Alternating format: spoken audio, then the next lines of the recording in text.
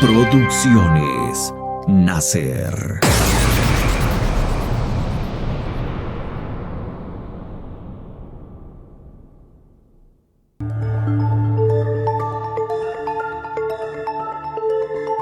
Basta que digas una palabra para que se haga lo que tú quieres. Por eso te invitamos a que vengas con nosotros y nos concedas la gracia de tener una historia propia, porque ninguno de nosotros la tiene. Bastian meditó y luego movió la cabeza. Lo que quieren de mí no puedo hacerlo ahora. Más adelante los ayudaré a todos. Pero antes tengo que ver a la emperatriz infantil. Por lo tanto, ayúdenme a encontrar la Torre de Marfil. Aquellos seres no parecían nada decepcionados. Después de deliberar brevemente entre sí, todos se mostraron muy satisfechos de la propuesta de Bastian de que le acompañaban. Y poco tiempo después, la comitiva, que ahora parecía una pequeña caravana, se había puesto en camino. Durante todo el día siguieron encontrando a otros recién llegados. No solo aparecían por todas partes los mensajeros anunciados por Atreyu la víspera, sino muchos más.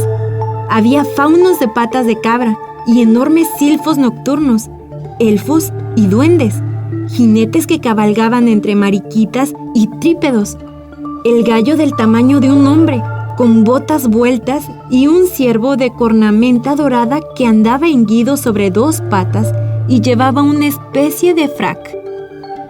En general, entre los recién llegados había una multitud de criaturas sin ningún parecido con los seres humanos. Había, por ejemplo, hormigas cobrizas con yelmos, rocas errantes de formas caprichosas, animales flauta que hacían música con los largos picos, y también 3 de los llamados charcadores, que se movían de una forma realmente asombrosa, ya que se licuaban a cada paso formando un charco y volvían a formarse de nuevo un poco más lejos. Con todo, el más extraño de los recién llegados era quizá un bis, cuyas partes delantera y trasera podían andar independientemente. Tenía un vago parecido con un hipopótamo, aunque a rayas blancas y rojas. En total eran ya alrededor de un centenar, y todos habían llegado para saludar a Bastian, el salvador de fantasía, y pedirle una historia propia. Pero los 7 primeros les había explicado a los que habían llegado luego que antes se dirigirían a la Torre de Marfil, y todos estaban dispuestos a acompañarlos. Hicrión, Hisbald y Hidor cabalgaban con Bastian a la cabeza de la comitiva, ahora ya bastante larga. Al caer la tarde llegaron a la cascada, y al cerrar la noche la comitiva había dejado la planicie elevada. Había descendido por un serpenteante sendero de montaña y se encontraba en un bosque de orquídeas grandes como los árboles. Eran unas gigantescas flores moteadas, de aspecto un tanto inquietante. Se decidió montar guardias durante la noche, por si acaso, cuando se instaló el campamento. Bastian y Atreyu recogieron musgo, que crecía abundantemente por todas partes, y se hicieron con él una blanda cama.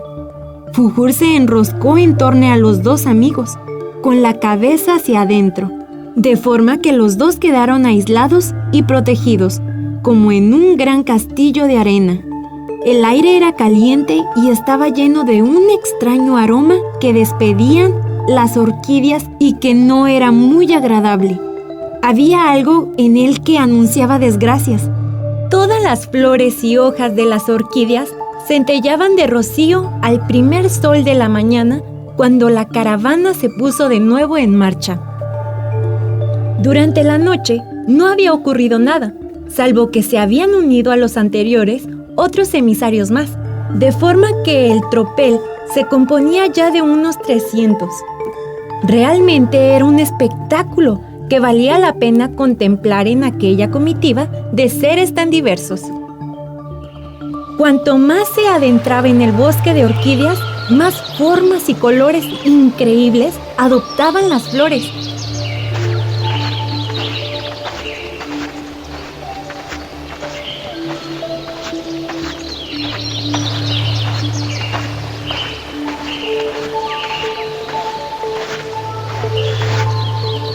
y pronto comprobaron los caballeros Hicrión, Hisbald y Hidor que la impresión inquietante que les había inducido a poner centinelas no había sido totalmente injustificada. En efecto, muchas de aquellas plantas eran carnívoras y suficientemente grandes para tragarse un ternero.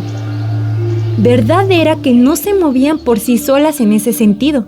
Los centinelas habían sido innecesarios, pero cuando se les tocaba, se cerraban como grilletes de acero. Y alguna vez tuvieron que hacer uso los caballeros de sus espadas para liberar el brazo o el pie de algún compañero de viaje o a su cabalgadura, cortando la flor entera y despedazándola. Bastian, que cabalgaba sobre Yicha, se veía constantemente rodeado de todos los seres imaginables de fantasía que intentaban llamar su atención, o por lo menos echarle una ojeada, pero él cabalgaba en silencio y con rostro impenetrable. Se le había despertado de nuevo un deseo, y por primera vez era un deseo que lo hacía parecer inabordable y hasta sombrío. Lo que más le molestaba en el comportamiento de Atreyu y de Fujur, a pesar de la reconciliación, era el hecho incontestable de que lo trataban como a un niño incapaz, del que se sentían responsables y el que tenían que proteger y dirigir. Pensándolo bien, había sido así desde el primer día de su convivencia. ¿Por qué actuaban de ese modo? Evidentemente, se sentían superiores a él por alguna razón, aunque sus intenciones fueran buenas. Sin duda, Atreyu y Fujur lo consideraban un muchacho indefenso, necesitado de protección. Y a eso Bastian no estaba dispuesto. No estaba dispuesto en absoluto. No era un muchacho inofensivo. Ya verían. Bastian quería ser peligroso y temido. Alguien de quien todo el mundo tuviera que guardarse, incluidos Fujur y Atreyu.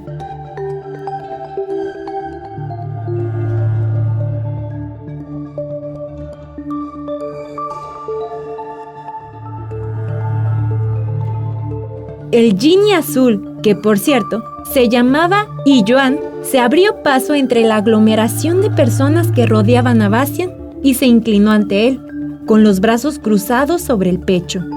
Bastian se detuvo. ¿Qué pasa, Iyuan? ¡Habla! Señor, he oído decir algo a nuestros compañeros de viaje recién llegados. Algunos de ellos pretenden conocer esta comarca y saber hacia dónde nos dirigimos, y todos ellos tiemblan de miedo, señor. ¿Por qué? ¿Qué comarca es esta? Este bosque de orquídeas carnívoras, señor, se llama el Jardín de Oglais y pertenece al castillo encantado de Jorok, llamado también la Mano Vidente. En él vive la maga más poderosa y perversa de toda fantasía. Su nombre es Sayide. Está bien, dile a los miedosos que se tranquilicen. Estoy yo con ellos. Y Joan se inclinó otra vez y se alejó. Poco después aterrizaron junto a Bastian, Fujur y Atreyu, que se habían adelantado volando. La expedición estaba precisamente en la pausa del mediodía. No sé qué pensar. A 3 o 4 horas de camino he visto, en medio del bosque de orquídeas, una construcción que parece una gran mano que saliera del suelo. Produce una impresión bastante siniestra. Si seguimos andando en la misma dirección que hasta ahora, iremos a dar con ella. Bastian le informó de lo que, entre tanto, sabía por Iyuan. En ese caso sería más sensato cambiar de dirección, ¿no crees? No. No hay ninguna razón que nos obligue a encontrarnos con Sayide. Sería mejor evitar ese encuentro. Hay una. ¿Cuál? Que yo lo quiero. Atreyu calló, mirándolo con los ojos muy abiertos. Como por todas partes se arremolineaban los fantasios para ver a Bastian. La conversación no siguió, pero después de la comida, Atreyu volvió y le propuso a Bastian, en tono aparentemente despreocupado.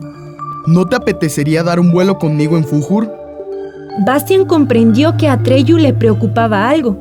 Se subieron a las espaldas del dragón, Atreyu delante y Bastian detrás, y se elevaron por los aires. Era la primera vez que volaban juntos.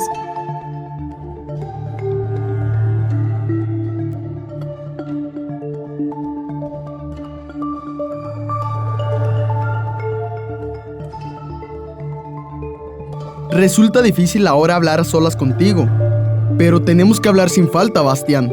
Eso pensaba. ¿Qué pasa? ¿El sitio al que hemos llegado y al que nos dirigimos tiene que ver algo con un deseo tuyo? Probablemente. Sí, eso es lo que pensábamos Fujur y yo. ¿Y qué deseo es ese?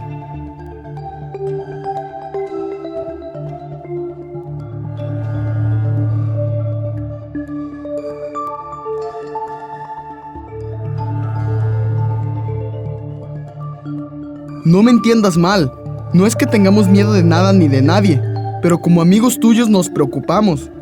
No hace ninguna falta que se preocupen. Atreyu guardó silencio largo rato. Finalmente, Atreyu comentó: Bastián Baltasar Vox, tengo una propuesta muy sensata que hacerte y deberías escucharme. ¿Otro consejito? No es ningún consejo, Bastián, sino una propuesta que quizá no te guste a primera vista. Sin embargo, debes pensar en ella antes de rechazarla. Nos hemos roto la cabeza todo el tiempo pensando en cómo ayudarte. Todo se debe al efecto que tiene en ti el signo de la emperatriz infantil. Sin el poder de Aurin, no puedes seguir deseando cosas, pero con ese poder te pierdes a ti mismo y cada vez recuerdas menos hacia dónde te diriges. Si no hacemos nada, llegará el momento en que ya no lo sabrás. De eso hemos hablado ya. ¿Y qué más? Cuando yo llevaba la alhaja todo era distinto. A mí me guiaba pero no me quitaba nada. Quizá porque no soy un ser humano y por ello no tengo ningún recuerdo del mundo de los seres humanos que perder. Quiero decir que no me perjudicó, al contrario, y por eso quería proponerte que me dieras a Aurin y confiaras simplemente en mi dirección. Yo te buscaré el camino, ¿qué te parece? Propuesta rechazada.